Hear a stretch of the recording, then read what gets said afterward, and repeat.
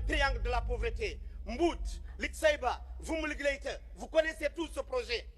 Et ce projet a été réceptionné par plus de 8 personnes. Les 8 personnes qui ont réceptionné ce projet-là, Aftout Chergui, vous le connaissez très bien. Qu'est-ce qui s'est passé? Ils ont réceptionné 351 bornes fontaines. Et quand les gens sont venus sur le terrain, 5 mois après, pour contrôler, ils ont trouvé 319 bornes fontaines. Voici un député mauritanien qui, lors de l'Assemblée, s'est levé et a prononcé un discours sanglant avec des preuves à l'appui sur les irrégularités que le gouvernement mauritanien est en train de perpétrer.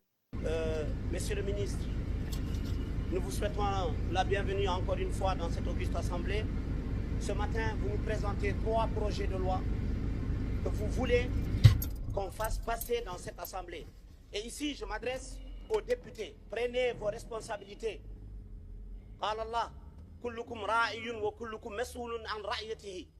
Ne l'oubliez jamais, parce que dans ces 3 projets de loi, il y a 32 milliards 700 millions d'ouguiya qui vont être empruntés sur le dos des générations futures mauritaniennes que vous êtes en train de sacrifier. Votre gouvernement, c'est un gouvernement corrompu et qui soutient la corruption. Et la preuve, je vais la montrer ici, ce soir, ce matin. Les preuves ne manquent pas, parce que j'ai pris le temps d'illustrer tout cela.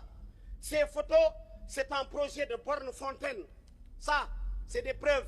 402 villages devraient être servis dans le triangle de la pauvreté. Mbout, Lixaïba, vous connaissez tout ce projet.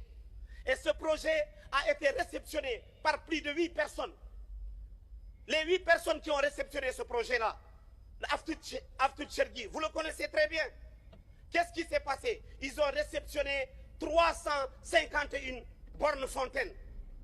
Et quand les gens sont venus sur le terrain, 5 mois après, pour contrôler, ils ont trouvé 319 bornes fontaines. Elles sont là, illustrées, avec un système de géolocalisation mis. Et qu'est-ce qui s'est passé? 81 bornes ou 80 bornes fontaines n'ont jamais pu être identifiées parce qu'elles n'ont pas été réalisées. Et je me suis amusé avec des experts à faire le calcul. Quand vous calculez les tuyauteries qui amènent l'eau et tout ce qui va avec jusqu'à l'aboutissement des bornes fontaines, vous avez 2 milliards de moins sur ce projet-là qui a été fait ici, sous le régime de Ould Ghazouani et par le gouvernement mauritanien. Où sont passées les 80 bornes fontaines? Les 2 milliards d'ouguiya sont passés par où? L'agence, ce projet, ce marché de bornes fontaines, a été financé par crédit par l'AFD, l'Agence française pour le développement, qui continue à fermer les yeux, malgré qu'on les a attiré leur attention sur la situation de ces gens-là. L'Agence française pour le développement a dit qu'elle va demander au gouvernement mauritanien pour faire une contre-expertise. Jamais cela n'a été fait. Et le pire dans tout ça, qu'est-ce qui s'est passé? Dans les clauses du contrat, il est formellement interdit de payer un projet qui n'a pas encore terminé et qui n'est pas définitivement réceptionné. Le projet a été réceptionné au mois de novembre, alors que tout l'argent a été payé au mois d'octobre. Et les preuves sont là, je le dis bien ici, dans cette assemblée.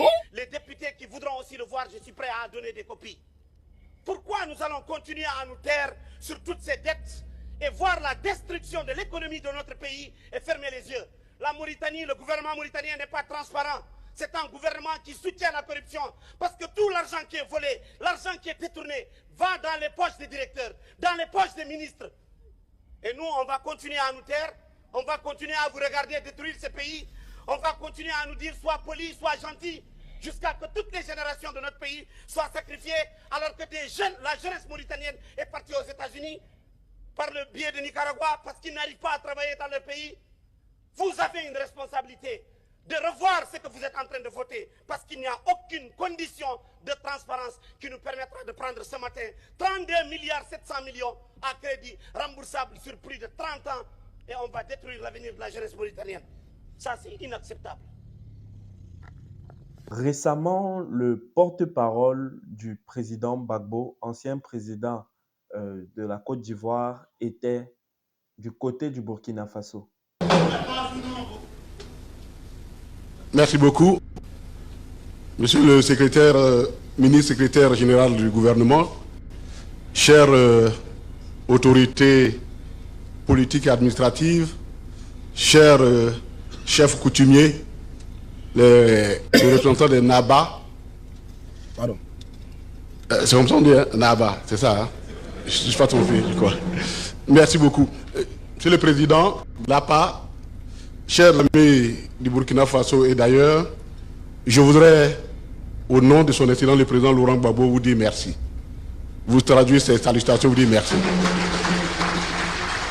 Je crois qu'il a l'habitude de dire, c'est très bref, il a l'habitude de dire ceci: le temps, c'est un autre nom de Dieu. Le temps, c'est un autre nom de Dieu. Et me retrouver ici au Burkina Faso, en son nom, pour parler de paix et être son image associé, pour nous qui connaissons l'histoire de ces dernières années, c'est avec beaucoup d'émotion que je suis ici. Parce que, en réalité, le temps a révélé la vérité, et la vérité est unique. Le président Laurent Gbagbo reste un patriote, un Africain qui s'est battu, qui continue de se battre pour l'Afrique. Et très souvent, il est difficile de comprendre les leaders dès le début. Il est toujours très difficile de les comprendre. Mais le temps révèle toujours la vérité. Et en si peu de temps, recevoir l'hommage d'abord de la voix la plus importante du Burkina aujourd'hui. Je voudrais saluer le capitaine Ibrahim Traoré qui a à peine quelques jours a dit ceci: on nous a appris à détester le président Laurent Gbagbo, alors que dans la réalité, c'était du mensonge construit pour détruire son image. On peut vous apprendre à détester les personnes. Nous avons reçu chez nous, le président Laurent Gbagbo a reçu cela comme un grand hommage, associé à ce que je viens de voir, à l'hommage que vous lui rendez aujourd'hui.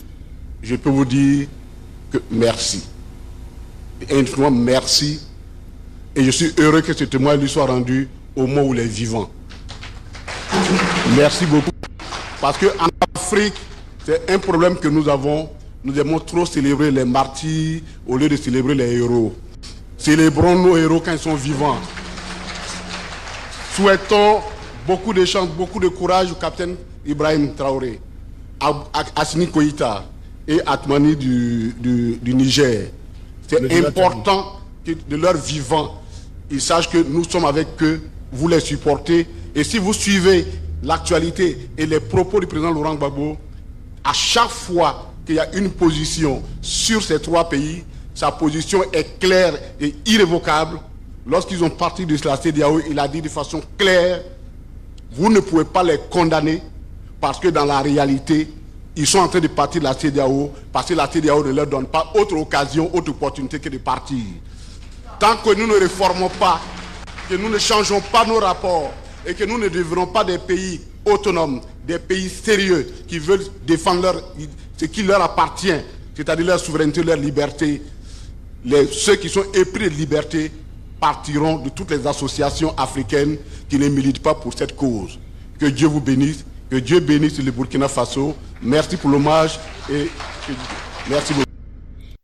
Selon vous, si le président Gbagbo se présente aux prochaines élections, je crois qu'il s'est présenté ou alors il a prévu se présenter et qu'il devienne effectivement président, selon vous, il va réparer les tares de la CEDEAO ou alors il va tout simplement s'extraire comme les autres l'ont fait et rejoindre l'AES? Qu'est-ce qu'il fera des deux? Réagissez en commentaire, s'il vous plaît. Récemment, les États-Unis ont décidé d'implanter des bases militaires en Afrique de l'Ouest, dont une en Côte d'Ivoire. Et cependant, cette décision a pris une tournure particulière car les troupes américaines en Côte d'Ivoire proviennent du Niger, où elles ont été évincées par le CNSP, qui a pris le pouvoir beaucoup plus tôt. Il est essentiel de revenir sur ce qui s'est passé au Niger.